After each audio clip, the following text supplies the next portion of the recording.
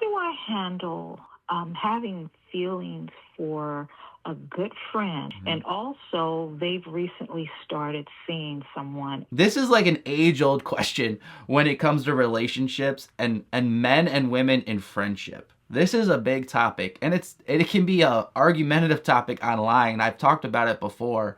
And there are people out there who say men and women can be friends and it's great. And then there are other people who say it never works. One person always likes the other person. Someone always gets hurt.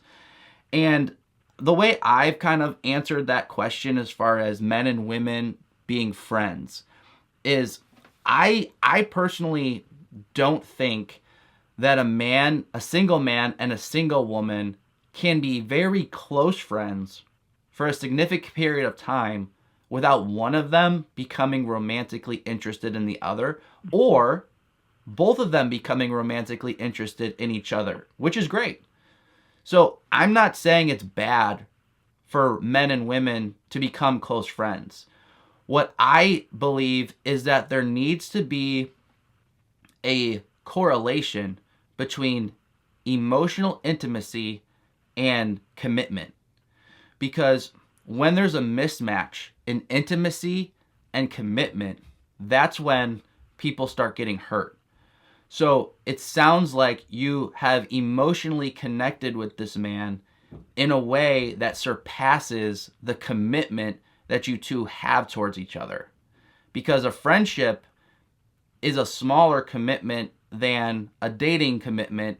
And so when you're in a dating commitment, you can have a greater emotional intimacy. And then a marriage commitment is bigger than a dating commitment. So then you can have the full amount of emotional and physical, sexual intimacy as well. The same applies for, physical intimacy. You always want to pair the commitment to an equal level with the intimacy. And so it seems like, correct me if I'm wrong, but it seems like there was more intimacy as far as connecting emotionally than there was commitment to support that. What do you think about that? You think that's you're fair? right. Yes. Mm-hmm. And so, I think that's kind of where the hurt's coming in, is that this person you were relying on, this person you let into your heart in a way that was vulnerable. You guys talked about desires, connecting with the Lord, sharing encouraging verses. All of that creates a good bond. I'm not saying it was bad, but it never progressed to where it needed to eventually. So a verse that comes to mind, Chris, that I think can help kind of see this point. There's something different that men and women have to accept when there is the potential for romance. And I think a verse you can see this in is in 1 Timothy 5, verses 1 through 2. And so Paul's talking to Timothy about how to be a pastor in the church and how to help instruct the other elders. And here's what he says about how to deal with people of different ages and genders. He says, "Do not rebuke an older man, but encourage him as you would a father, younger men as brothers, older women as mothers, younger women as sisters in all purity." So notice there that in that verse, he gave good advice for all the different relationships, but when he's talking to Timothy, a younger man, and then he gives him advice about younger women, he adds on that extra phrase, "in all purity." Yes. So it's there's something there that he's saying, hey Timothy, make sure you're aware that there needs to be extra caution on your part as you're pastoring, as you're interacting with women, that when you're both of the same season and there's a potential for romance, it's different. It just is.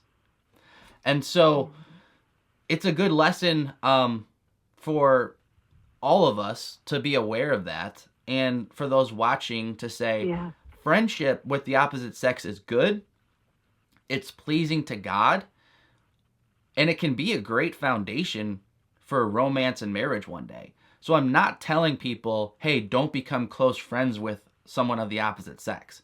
I actually think that's one of the best ways to progress into dating and marriage. You don't have to do it that way, but I think it's one of the best foundations you can have is becoming close friends. But there has to be this awareness that there is a dynamic and it needs to be timely in that, okay, let's be close friends, but let's also be honest and say this is either headed towards romance or we need to back off a little bit to protect our own hearts. And lastly, I'll say the close friendships that are just in the friendship phase, they really keep people single because, for one, other people who may have pursued you aren't going to pursue you if they see someone of the opposite sex always spending time with you. And there's something in your own heart that people can pick up on when you're open to a relationship.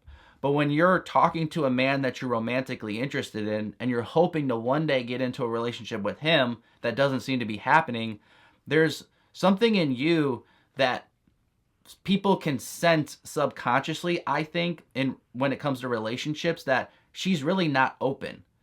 But if you were to let this man go in your heart as a romantic possibility, and you put up some boundaries in your friendship, and you don't need to be his enemy, I'm not saying that, but you probably need to change some things. And if you were to do that, I bet it will cause you to act differently and thus perhaps lead to a connection with a man you could date and perhaps marry one day.